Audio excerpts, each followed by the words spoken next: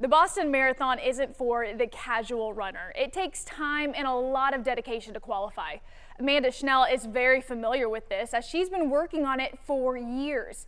If you need a little inspiration to take advantage of some of your extra free time right now, listen to her story. When I get there, I'll get there. It's gonna happen eventually. Amanda Schnell is talking about race day for the Boston Marathon, a race she's been trying to run in for over 10 years. I ran my first marathon in 2008. Let's start from the beginning. Chicago, race number 1, with a finish time just under 5 hours and the time to qualify for Boston. 3 hours and 40 minutes. Sub 4 hours became the goal as Amanda moved from the Midwest to New York City. Obviously, it was like, I gotta run the New York City Marathon. 4:02:11 was my New York time.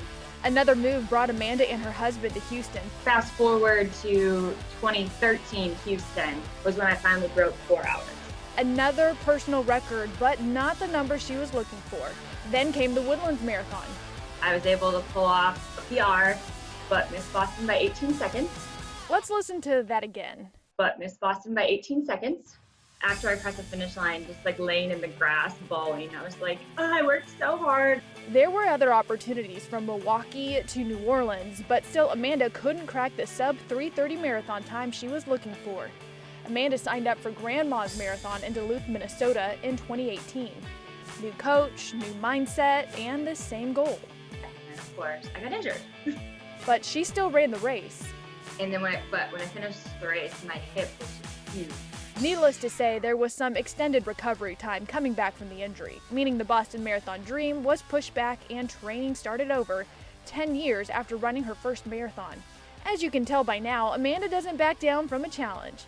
In 2019, she ran the Chevron Houston Marathon as a recovery race. But how do you prevent a competitor from pushing too hard? I decided to run the marathon in a costume. I ran in a panda suit. A decision that almost got her into the Guinness Book of World Records after she ran it in 4 hours and 9 minutes. I know I can do this. I'm healed.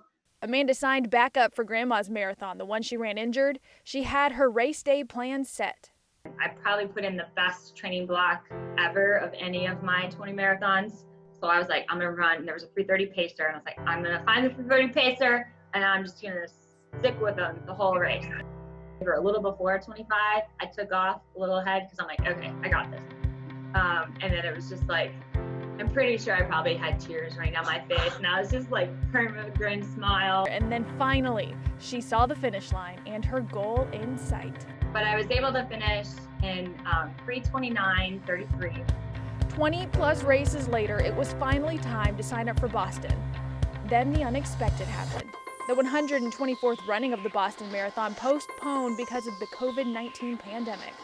But her attitude, just like it was after every race she ran where she didn't qualify. I was like, well, I still get to run Boston Marathon. It's just gonna be a few months later. Is still the same. And there's a lot more going on to stress about than delaying a race. So for any other runners out there, remember Amanda's road to Boston and don't give up. As for her goal when she does run in September, she hopes to qualify for the 2021 race. That way she can run it with her husband, who's already qualified. Back to you.